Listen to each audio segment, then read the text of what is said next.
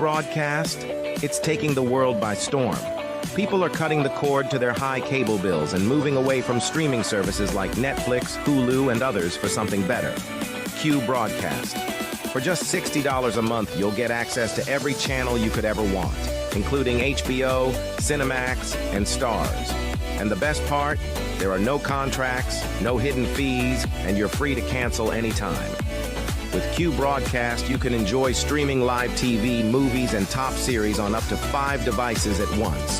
Whether you're at home or on the go, Q Broadcast makes sure your entertainment is always at your fingertips. Imagine being able to watch all your favorite channels from anywhere, anytime, without any restrictions. We're talking about thousands of movies, hundreds of TV series, and a huge library of live channels, all in one place. And don't forget video on demand and pay-per-view events. Those are included at no extra cost, so you'll never miss a big event again. Now, take a second and think about your current cable bill. You're probably paying anywhere between $100 and $300 every month, locked into long-term contracts and hit with surprise rate increases. With Q Broadcast, that's a thing of the past. It's just $60 a month. No contracts, no extra fees, no hidden costs, and no price hikes. Why juggle multiple subscriptions like Netflix, Hulu, and cable when Q Broadcast gives you everything you need in one convenient package? People everywhere are switching to Q Broadcast, saving money and getting more content than ever before. So, what are you waiting for? Click the link in the description and sign up for Q Broadcast today. Just $60 a month, no contracts, no hidden fees. It's time to take control of your entertainment and start streaming smarter.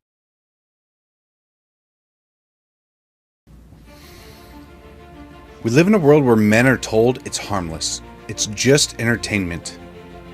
But let's stop lying to ourselves. Pornography destroys. It weakens your spirit. It dulls your drive. And it robs you of what real intimacy is supposed to be. Every click is a step away from the man you're supposed to be. We can't call ourselves leaders if we are slaves to a screen. As someone that is prior service, I know all about discipline. And discipline isn't out there, it's within your mind. Porn rewires your brain, weakens your will, wrecks all of your relationships. It doesn't just stay on a screen, it invades your marriage, your confidence, and your actual purpose. As men, if we don't learn to discipline ourselves, we'll be ruled by our impulses. Now, it is time to stand up and take control before this silent war takes more than you're willing to lose. Real men don't hide in the shadows of shame. We step up and we protect what's ours. We fight for our wives and kids, our own hearts. Twitter isn't just an app, it's a weapon. It's a tool used to break free and start living like the man that you're meant to be. The battle's here and it starts with you. You can stop living in shame and you can break free today.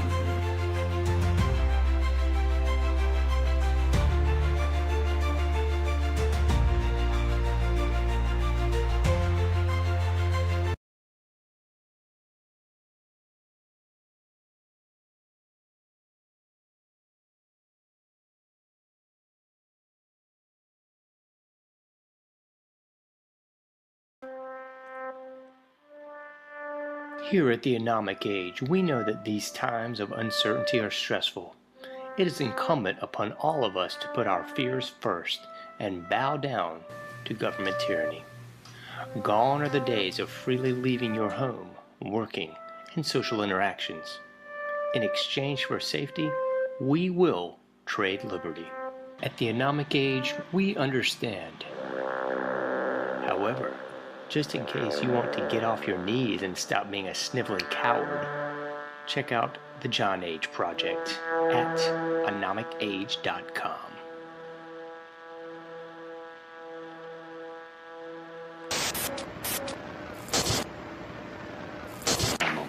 Meet Ann Morrissey, who is here with her daughter, Dareth. Dareth is 17 years old.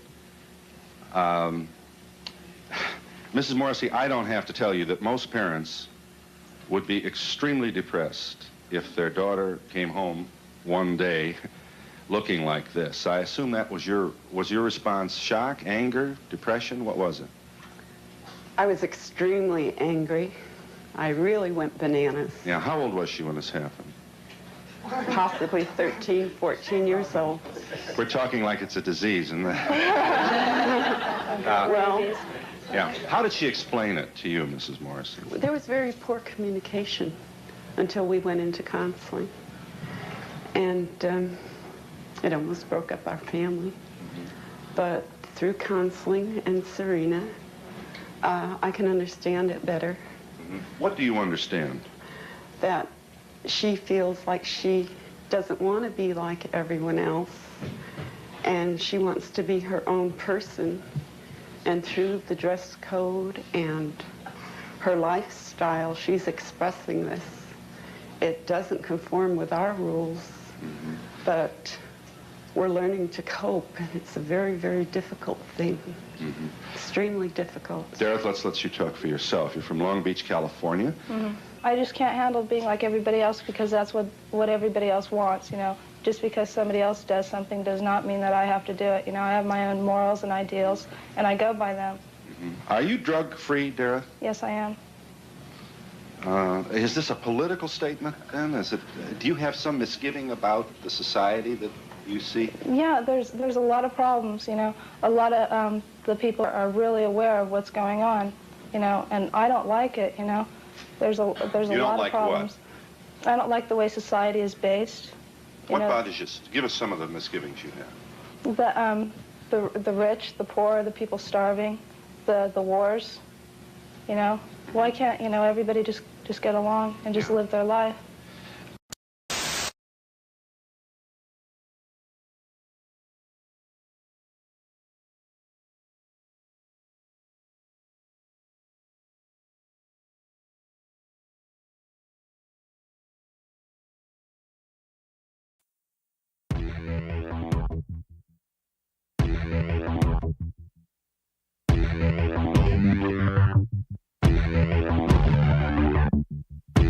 You know something is wrong, and it's time to stand up. You are listening to The John Age Show. Trust no one. Trust no one. Trust no one. You found it. You're here. You're headlong down the runaway train that is the Anomic Age, and I am your host, John Age. Happy to be back with you once again. In the not-so-wee hours of the PM, we're sitting at 2:25 Eastern Standard Time. Please check out anomicage.com if you've not already done so. Like all the likes, subscribe to all the subscriptions, paypal.me/anomicage, patreon.com/anomicage as well. I would be ever so grateful. Support the show any way you can, most notably PayPal or Patreon. If you can do no more, share the show links. There you go. That's all I got to say about that. I was just listening to the intro of the show there, or I'd call it the filler piece before the show. The little snippet from Phil Donahue, and I made that all in sheer irony because it was, I believe, in about the mid-'80s, and it was a girl and her mom. And, you know, I sort of souped it up a bit. It made it more apropos for the COVID hoax, and I put the COVID hoax mask on the mom. And to be honest, compared to the girls of today, that was a very modest punk rock girl. It really was. She didn't look even in the least bit strange to me. That's what was so funny about it. That's why I put it on there. But the mother lamented, she just found that she just didn't want to be like everyone else. And I could say that about myself for decades and decades and decades. Because that's really what it boils down to, folks. I don't want to be like everyone else. I look around at the,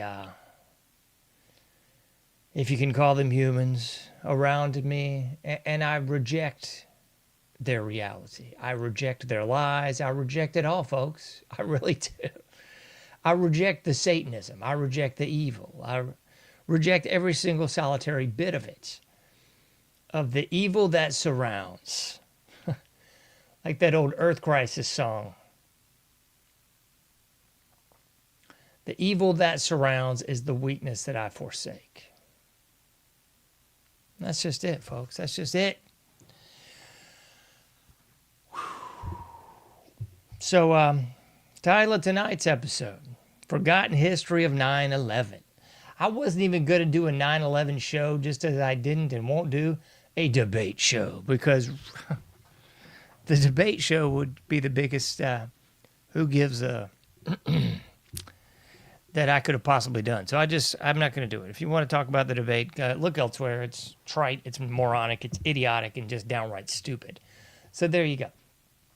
But the 9/11 thing as well, I wasn't going to do an actual show on it. I saw the date looming on the calendar, and I thought to myself, well, this has been done and redone and treaded and retreaded. The horse is dead. It's all a wrap.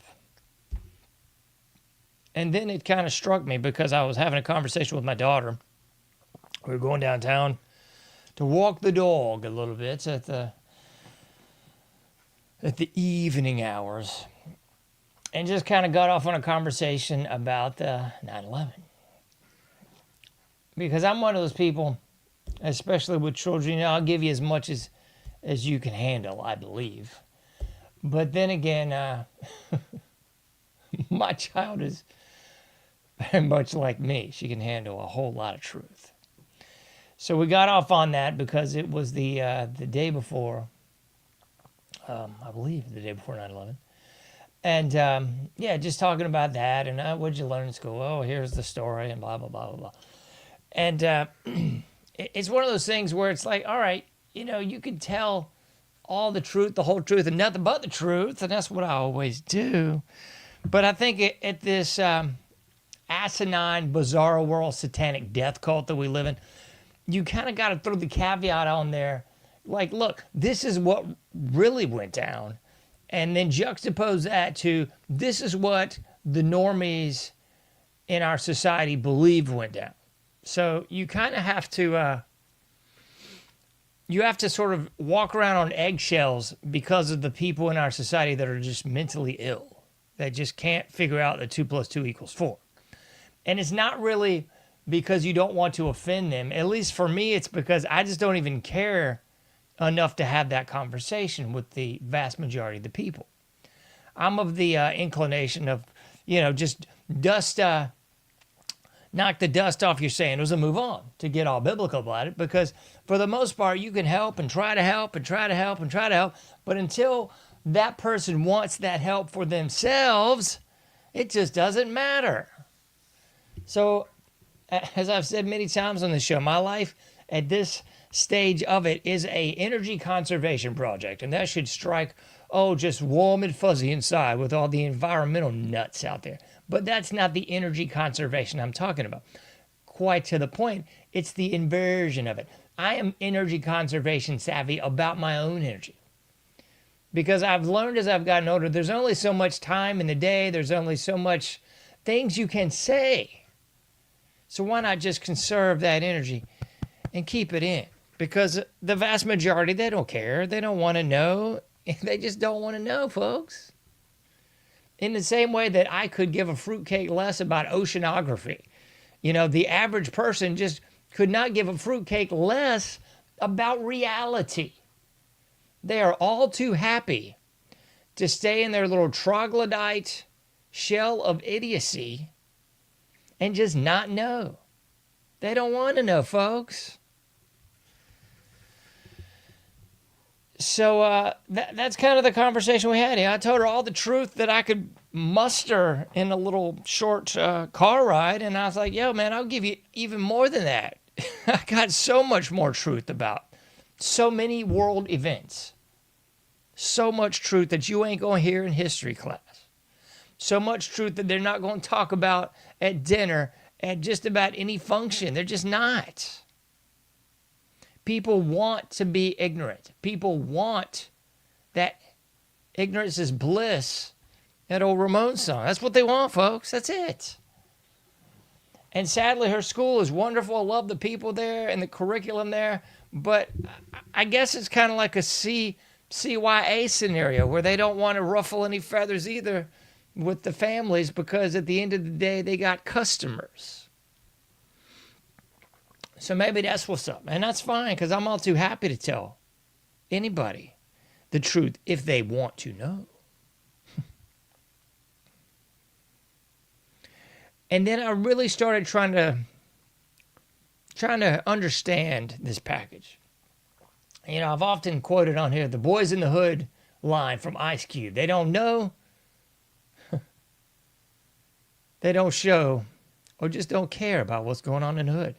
And I say that line tongue-in-cheek all the time because that's like a paradox of our society. I mean, it was used in that movie apropos for the context of the cinematography and the story and everything. Like it worked out wonderfully. But you can use that same quote 8 days a week and twice on Sunday trying to understand the naivety, the willing stupidity of the American people. Because I looked at it this way. Is it an information issue? In 2024, is it an information issue where people just don't have the access to the information? So you could look in the 1960s and say, okay, well, it was an information issue that perhaps a lot of people didn't know what was going on with the Gulf of Tonkin. They just took it on good faith. This is why we got to go to war again. Took it on good faith that this is what happened with the JFK assassination again. You know, 10 plus years later, they finally produced the Zapruder film, obviously heavily edited, brought to you by Geraldo Rivera. You know, that's not his real name, Jerry. But I digress. So you could look back in history and say, okay, well, I get it, why people didn't get it. But it's not an information issue anymore, because if anything, I think we have too much information. We are inundated with information now. And I think that's kind of part of the problem, but because people have got so much information, like we went from that open, or rather the closed, very focused hose to the just wide open spread now. That's what we got, you know. If you want to look at the shotgun approach versus a 308, that's kind of where we are now. We're at shotgun approach, just complete projectiles everywhere out the barrel. So that, I believe, is part of the problem, because it's not that we don't have the information. I think quite the contrary, we have too much almost.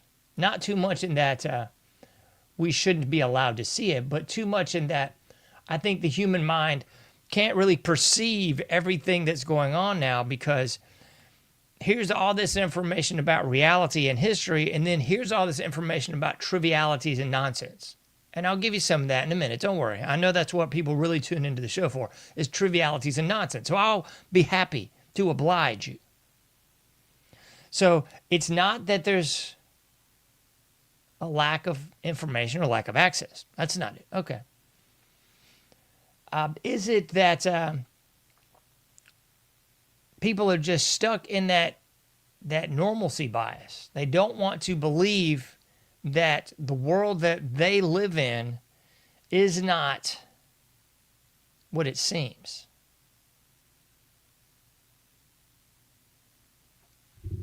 Like that old Snapcase song, I am not as you portray me. I think our reality is not as it is portrayed. I think that's a element of it too. The normalcy bias. I think that's one key of it. And the other aspect is the learned helplessness. Because I think if anything, and this is what they don't want to talk about with all the pomp and circumstance and debates and elections and, oh, this is going to make a big difference. What they don't want to talk about, folks, is that the last election, the obviously in your face, rubbing your nose in the brown stuff, stolen aspect of it.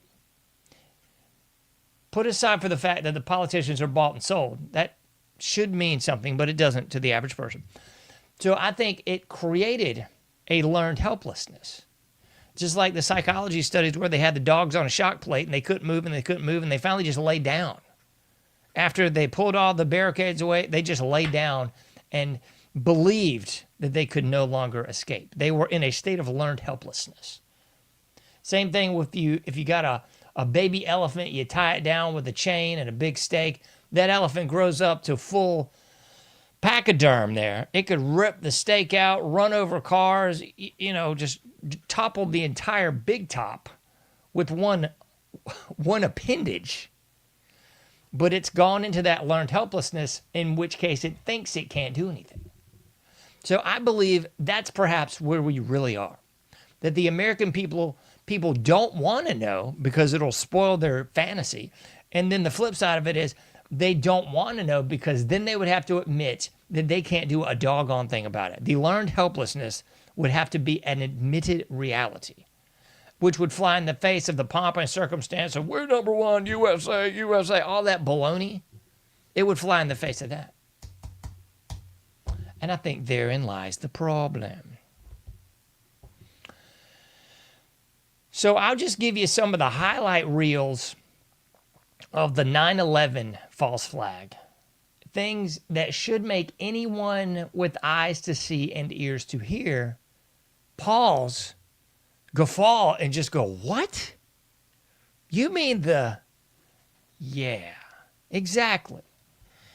And this is some of the stuff that I was going through the other day, just sort of like off the cuff. This is just random information. I haven't even studied 9/11 in years, to be quite honest. It's just kind of been parked in the back of my mind because, like everything else, nothing will be done, was done, or is going to be done.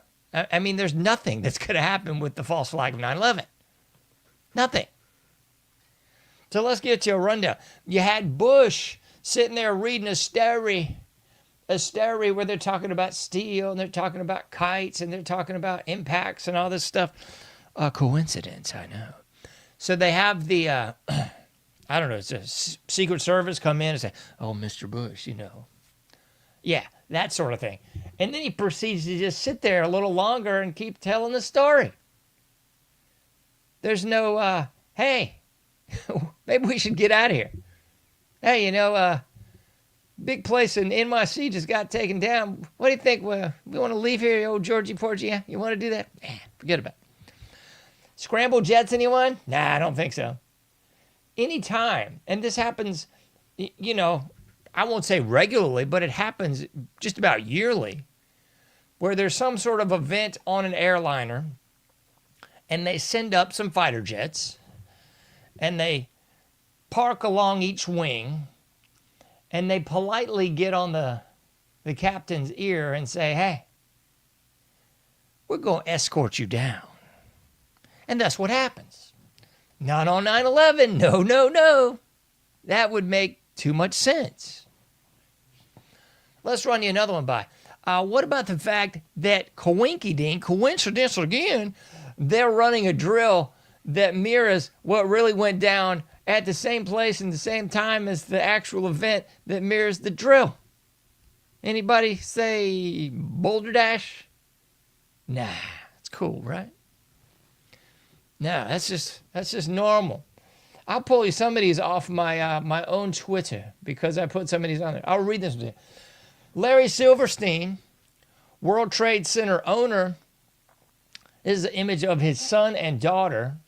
The three of them, including 196 of the 200 employees that worked in their office every day, did not show up for work on 9/11. Robert Mueller, hired as FBI director 4 days before 9/11, did not question them. Didn't question them. Like, forget about it. We don't need to question them. Why would we? You want to talk about the big insurance policy that was taken out? Oh, well, that's coincidental, isn't it? What about the missing money? Anybody remember that one? The missing money? I thought I had one for this one, but I don't think I did. Oh, heavens to Betsy. I swear I thought I had one. So you had the missing money. I think this was $1 billion, if not more, just missing the day before 9/11. Yet old Cheney comes out to talk about it. And then you never heard another word. I mean, today that'd be chump change because, I mean, we just give out billions of dollars to Ukraine and Israel, and it's no big deal at all. It's like paying a parking ticket for land of the sheep, home of the slave. But I would assume, at that time, it was a big deal. It isn't today, but, that's just norm. It's just how it goes around this mug. What else we got? We've got the hilarious joke of, just so happens the Patriot Act just appears a couple days later. What in the world? It's like we had this voluminous document that just showed up on our doorstep. It's the Patriot Act. Anytime they label anything positively, you can guarantee you it's going to be impacting you negatively. Patriot Act ain't nothing patriotic about it. That just meant they can just disappear you, take you away. You might be a threat to our safety. TSA, anyone? Just popped up out of the blue. We're going to need somebody to molest people at the airport, to run people through a body scanner to make sure and give them cancer. Where'd that come from? I just showed up, man. We just, boom. There it was. Got the Patriot Act, the most non-patriotic bunch of mess you've ever seen. What about the old obvious one that the jet fuel doesn't burn steel beams? Remember that? No, it doesn't, actually. In the history of architecture, folks, no other buildings have ever been taken down by a plane like that. They just haven't. Speaking of Building 7, went down in its own footprint, never got hit by... Yeah, it didn't. Didn't get hit by anything. What about the BBC calling it before it happened? Hour or so before it happened. Well, we've got Building 7. It's falling down. We're going to have to take a break because, holy shnikes, our story ain't jiving with the images behind us. Just a problem, ain't it? What about the passports? That was the biggest laugh of all, folks. This is why this is security theater. Because, after all, TSA should be defunct because the border's wide open. They should have no security on airlines anymore. None. Heck, they can't even keep the airlines in the sky. Ain't nobody even trying to take them out. But still, we've got the TSA agent. I can't even get big enough because they're so obese. The TSA agents are here. We're going to molest you if you don't comply with us. We'll take you into the back room, and then we'll really get good with you, And then selling the naked body images from the cancer scanners they got. Yeah, remember that from like 10 years ago? It's for your safety, though, you dummy. Just go along with it. It's for your safety. Security theater, folks. Back to the passports. Yeah, somehow they expected the American people to believe, and rightly so, because I guess they're brain-dead adults, in all the wreckage, the rubble, the burning cinder, in all the catastrophe and mayhem and strife. We were able to pull 2 passports out of this mug. Yeah, we got 2 passports that somehow miraculously made it through it all. Ain't a black box recovered in this whole thing, but we managed to get you 2 paper passports out of it. I mean, this wouldn't even cut the mustard in a mystery theater, folks. But yet the American people went, okay, all right, sounds good. I'll never forget, this is the diatribe that we were told. Remember this? The jet fuel just made its way down the elevator shafts. Everybody in their right mind was envisioning the scene out of The Shining, where the blood's just cascading down and out of the elevator shafts. Except in this case, that jet fuel made it from the toppity top to the bottomity bottom somehow. Of course, without igniting, without evaporating, without just not being enough liquid to pull that off. I mean, the whole thing is so stupid. But that was the story, right? Because the jet fuel just cascaded down and allowed the implosion and explosion and dustification and disappearance of the buildings, Because what's the first thing you do at a crime scene? Well, you start cleaning it up. That's what you do.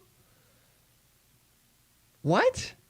Yeah, they said no investigator ever, unless it was a government op. Yeah, like the Oklahoma City bombing, like 9/11, like the Sandy Hook event. Oh, can we even say the words?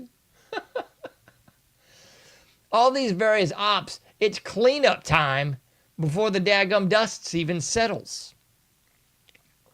You want me to pull some more out here for you? The absurdity. Again, no black boxes recovered, but we got the paper passports. Wink, wink, wink. Yeah, and then the other event, what was this? The Shanksville plane. You'd see this nonsense, right? The Shanksville crash. That was the alleged, let's roll. Let's roll, because somehow the phones magically worked, and then some didn't work, and then some were the right people, and then some were, and the whole thing was just hysterical. Looked like somebody had just taped this together the night before. But the Shanksville plane, that was the Let's Roll crew.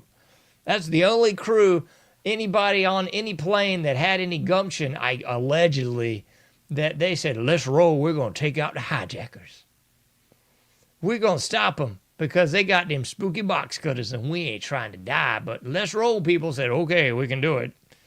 I mean, a box cutter, those plastic box cutters are the most worthless things on earth. But that was what the big weaponry was, Did I mention the fact that some of these alleged hijackers came forward as living individuals and went, yo, that's not us. That's not me on the plane. That's my image perhaps, but I'm over here. I have nothing to do with this. Good job just randomly choosing Arabic names, because after all, then we have to go into Afghanistan and spread more love, because as old Georgie Porgy, Bush baby, said, you're either with us or you're with the terrorists. That's how it always works, you see.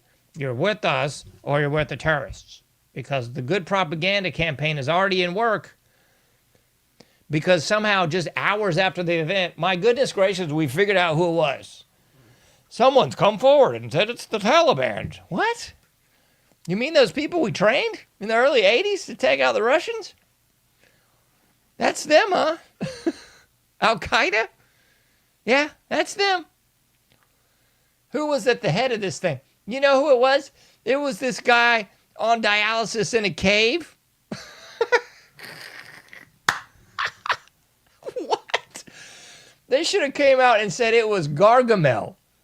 It would have been more realistic. A guy on dialysis in a cave is the guy at the head of the snake that is just taking out World Trade Center. Okay. You mean the same guy that's CIA asset? The same guy that was trained in the U.S.? The same guy whose family was told to leave the day before? The same guy who we escorted the rest of his family out right after that? When they stopped all the plane flights known to man, I guess, in the United States, except for the planes that were getting his family the ding-dong out of there. You can't make this up, folks. You just can't make it up. It's such a comedy routine. But the real comedy is that the American people fell for it hook, line, and sinker. And that they are afraid to face the reality that they fell for it hook, line, and sinker. They still promulgate the lie of a guy on dialysis in a cave, 3 planes, and all that mess. This is the lie that is still being told, folks. Still being told today. So those of you who keep coming out with more and more evidence of the COVID hoax and the mask being BS and the medicine killing you and all this stuff, it doesn't even matter. That's what's so comical about it. The 9/11 truth movement has been in operation since the event, basically. But the lie's still being told. Okay? Same thing with the JFK assassination. We all know it's bunk, but they're still telling this stuff. That's what's the biggest joke of all time, folks. It's like sitting around with other adults and talking about the candy man coming to bring you little bubble gum and chocolate treats at the end of your bed at night. And all the adults going, that's right, it's the candy man. He stops by our bedroom every night and he leaves me little chocolate drops and bubble gums at the end of the bed. It's the candy man, I tell you. And all the other adults is going, that's right, Steve, it is the candy man. You know, he came to our house just the other night. I mean, that is the level of delusion that you have to be in our society right now. You got to be at that level of complete insanity because there's nutbags out there that buy it.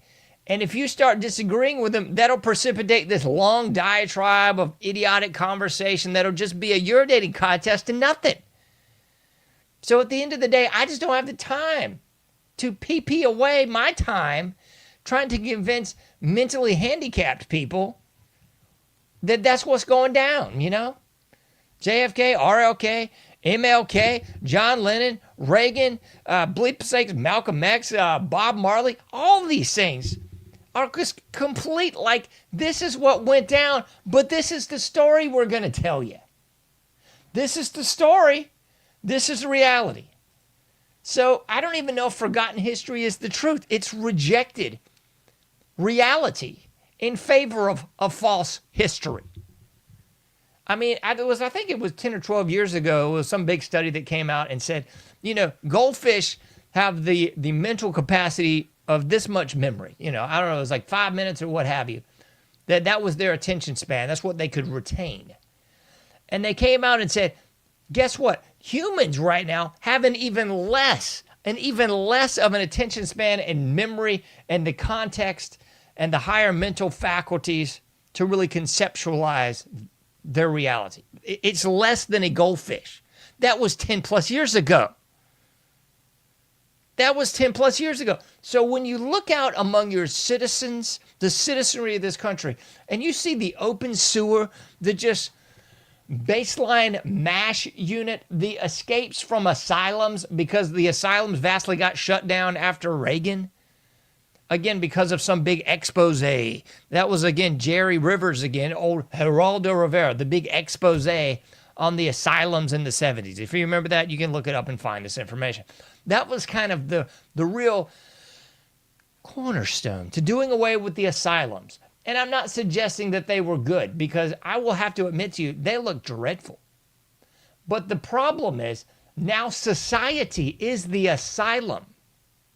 So there's no place anymore that people can be remanded to just not foul up the works of society with their crazy. It's just like the average guy on the streets talking to himself, looking up at the trees, pretending to be things they're not. I mean, that's just the norm here now. So in order to compensate or cope with that, the functional citizens have to go along with the insanity. Oh, yeah, 9/11, that was the planes hitting, and that's what happened. Oh, yeah, Oklahoma City, that was an ampho bomb by some crazed patriot. Oh, yeah. Oh, yeah, Sandy Hook, that was just some guy, one dude, autistic, blah, blah, blah. Oh, yeah, Columbine, that was just these two bad apples that just went crazy because nobody liked them. I mean, you have to just put your mind on hold and just distill down to the most inane level of ignoramus. And then you can function in the daily on our society right now. Because this is really what people are into. I know we're over 30 minutes right now. I got to give you this. Because in lieu of the fact we just went through another anniversary of the false flag 9/11, nobody wants to talk about the elephant in the room, the Cheneys, the Rumsfelds, the Bushes, the Jews, all the different people that were playing a role in this. Just like the Kennedy assassination, no one wants to talk about the mob, the CIA, the Federal Reserve, the gold standard. No one wants to talk about that. It's just, hey, we found this patsy, Lee Harvey Oswald. Did you hear about that? Yeah, that's the story. So instead of questioning the narrative and even throwing things on the wall and seeing what sticks, nobody's running anything up the flagpole because they've handed you the flag that you're supposed to embrace and keep saying red, white, and blue, America, we love you, or whatever the bleep it is. Don't question anything. Just don't question any narrative. Just fall in line with the most base level moron. And you found your spot in 2024. So let's roll through some of the highlights that people actually do want to talk about, because I know this is what's on everyone's mind. The Video Music Awards. I didn't even know this was still going on because it's so stupid. I legitimately haven't seen anything VMA in over 20 years. 100% factor. I have not. I didn't even know they were still doing this crud. So anyway, we got Sabrina Carpenter, and as I posted on Twitter, some nobody that they just made into a somebody. No one's ever heard of this person. No one cares. Whatever this person is doing, it's irrelevant.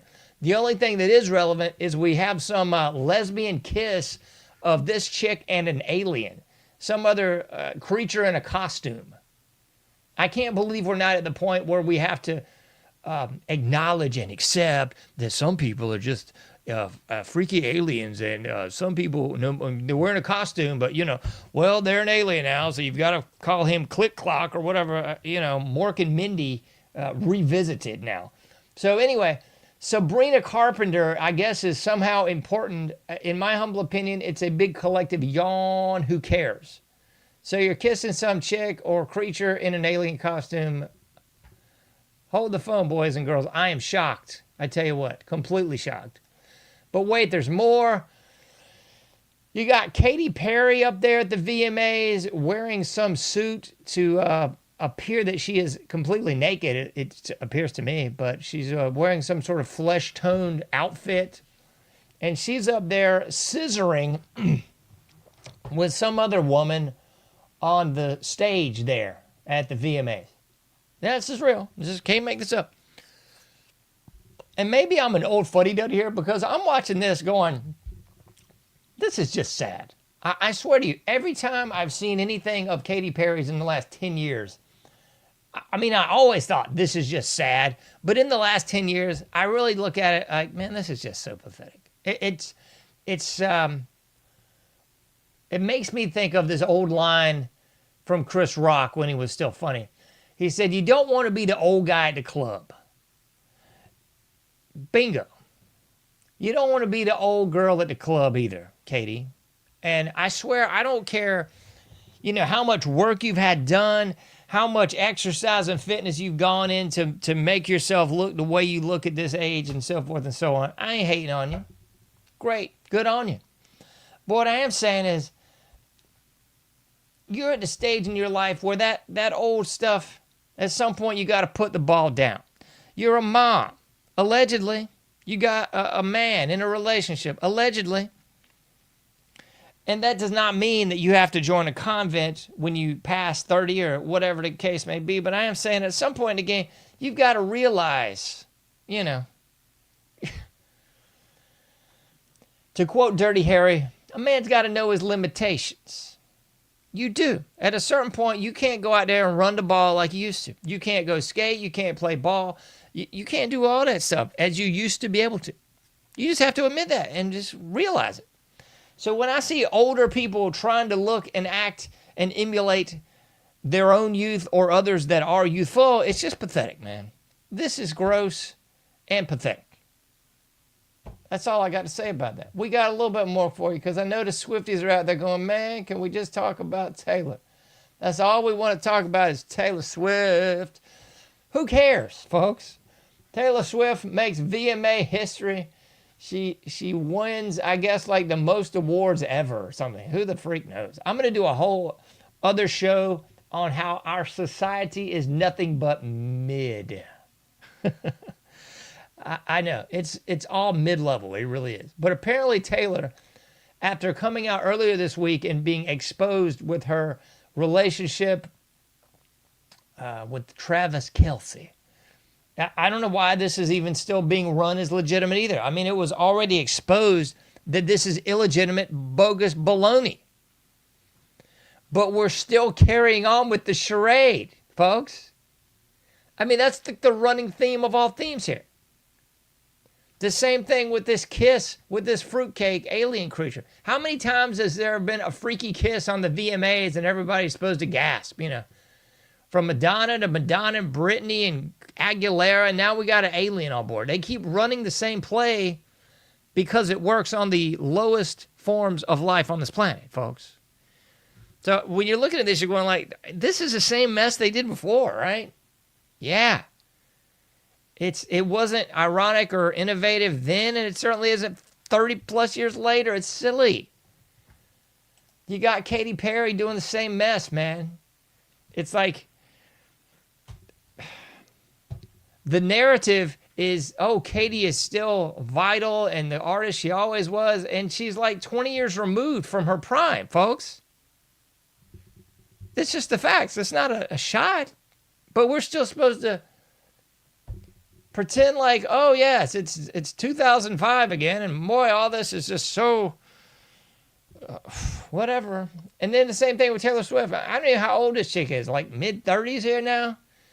And we're still, we're still supposed to believe that she's in a legitimate relationship with Travis Kelce, even though it all got proven to be a bunch of bull. Even that it has been proven that plane could not have possibly come into the Pentagon in that trajectory and made any kind of damage like we saw, we're still just peddling the same lies. Yeah, the relationship was a joke, but well, don't worry, she's at the VMAs with Travis Kelce and they're doing some little dance at a football game. It's just, goodness gracious. Talk about keeping up appearances, folks. It's like we're just going to stick together for the kids. And the kids are the American morons buying this. It's just such a comedy routine. Such a comedy routine, folks. So anyway, I know very well that no one wanted to talk about 9/11. So there you go. I have sufficiently covered the weekly world news edition of things that the listening and viewing audience really cares about, because that's far more interesting than the fact that we have the attention span lower than a goldfish and can't seem to grasp the forest for the trees. It's a facade, it's a trick, it's a scam, it's a hustle, it's a dodge, folks. Wake up and smell the coffee. I just gave you a brief rundown of our history of 9/11. I might very well do this on other events in the future. You can't do everything, but you can do something. Get out there, do your part, make a difference. I'll be seeing you sooner than later in the Anomic Age.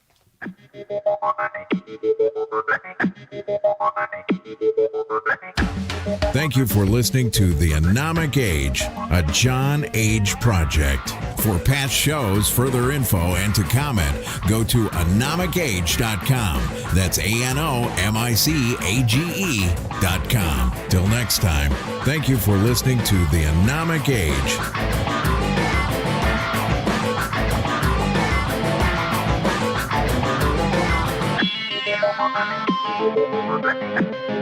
Thank you.